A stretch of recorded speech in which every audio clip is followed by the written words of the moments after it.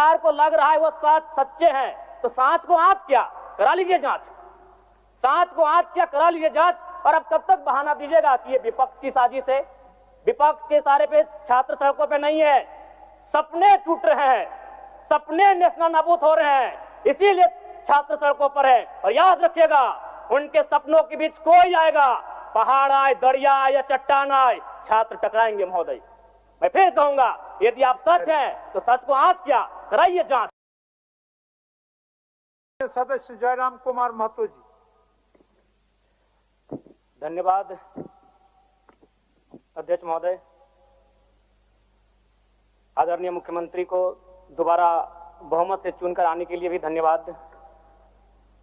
माननीय वित्त मंत्री के द्वारा अनुपूरक बजट, द्वितीय अनुपूरक बजट जो 4,833 करोड़ 39 लाख लाया गया है, जबकि यही सरकार ठीक कुछ दिन पूर्व प्रथम अनुपूरक बजट, माफ कीजिएगा, प्रथम अनुपूरक बजट 4,833 करोड़ 39 लाख का लाया गया था।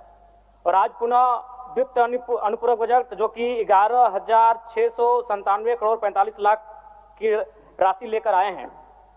तो महोदय, जब पूर्व में हमारे पास जो निर्धारित राशि होती है और उन राशि को अगर हम खर्च नहीं कर पाते हैं, तो फिर ऐसे बजट का एक दिशा का होना और राज्य की दिशा का अलग होना, कहीं ना कहीं इस चरितार्थ को हम लोग उदाहरण के रूप में प्रस्तुत करते हैं। महोदय, बजट की सार्थकता तभी आम व्यक्ति को समझ में आएगी जब एक गांव का सबसे गरीब व्यक्ति, गंगवा की पत्नी गंगिया, अपनी गठरी में बाजार के बजट को रख पाएगी। आज तमाम माननीयों ने, हमने भी सोचा था कि पक्ष की तरफ से विषय को रखा जाएगा, विपक्ष वाले तर्क को प्रस्तुत करेंगे और इसी बीच में एक नया नवेला युवा सीखने का कार्य करूंगा। लेकिन मैक्सिमम समय इन्होंने दिशाहीन मुद्दों पे रखा। तो मैं, चूंकि मैया सम्मान योजना मूल बिंदु रही, केंद्र बिंदु रही, किसी ने उसे सम्मान कहा, नारियों का सम्मान कहा, महिलाओं का सम्मान कहा, हम लोग भी महिलाओं के सम्मान के पक्षधर हैं।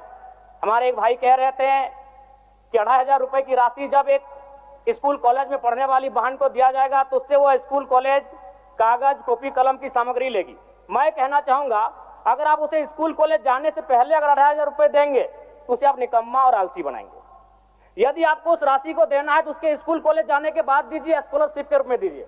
मैं आज पुनः कहूंगा, क्योंकि आप सत्ता पक्ष में हैं, आप संभवतः अपने इस विषय को बचाएंगे, आप अपना पक्ष रखेंगे कि आपने मैया सम्मान योजना एक महान कार्य किया है। लेकिन मैं फिर कहूंगा, 18 साल, 25 साल, 30 साल की लड़कियों को जो आप फ्री में 2,500 रुपए दे रहे हैं, आप उनकी प्रतिभा को हनन कर रहे हैं, आप उनकी प्रतिभा को नकारात्मक दिशा में ले जाने का कार्य कर रहे हैं महोदय। मैं इसे आप स्कॉलरशिप का रूप दीजिए। आपको 2,500 रुपए देना है, स्कूल से पहले देंगे ना। मैं कह रहा हूं, मेरी भी सैकड़ों बहनें हैं गांव में, अगर आप स्कूल जाने से पहले 2,500 रुपए उनके हाथ में देंगे, उस पैसे को वह गलत कार्यों में, गलत नहीं कहेंगे, कुछ ऐसे कार्यों में खर्च करेंगी जो लुभावनी हो। स्कूल जाने के बाद, अटेंडेंस के बाद अगर आप देंगे स्कॉलरशिप के रूप में, तो वो बहन स्कूल तक जाएगी। दूसरा सवाल और एक महत्वपूर्ण विषय महोदय। एक मिनट।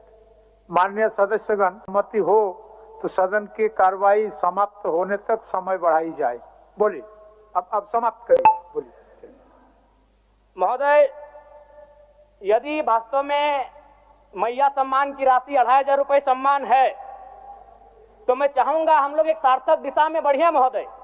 आज जितने भी माननीय हैं उनको बस की सुविधा दी जाए, जितने भी माननीय हैं अपने घर से ट्रेन की सुविधा से सदन आए, जितने भी माननीय हैं वो अपना टीए भत्ता का त्याग करे, जितने भी माननीय हैं यह जांच हो कि उनके बच्चे सरकारी स्कूलों में पढ़ते हैं या गैर सरकारी स्कूलों में पढ़ते हैं, निजी स्कूलों में पढ़ते हैं, इस विषय का भी जांच हो। अगर उसमें अगर कसौटी में उतरते हैं, हम कहेंगे ये मैया सम्मान योजना है, और नहीं तो इसे केवल और केवल जिस सपने के साथ ये राज्य अलग हुआ था वो सपना कहीं ना कहीं अधूरा होगा महोदय। 2,500 रुपया सम्मान की कसौटी नहीं होगा।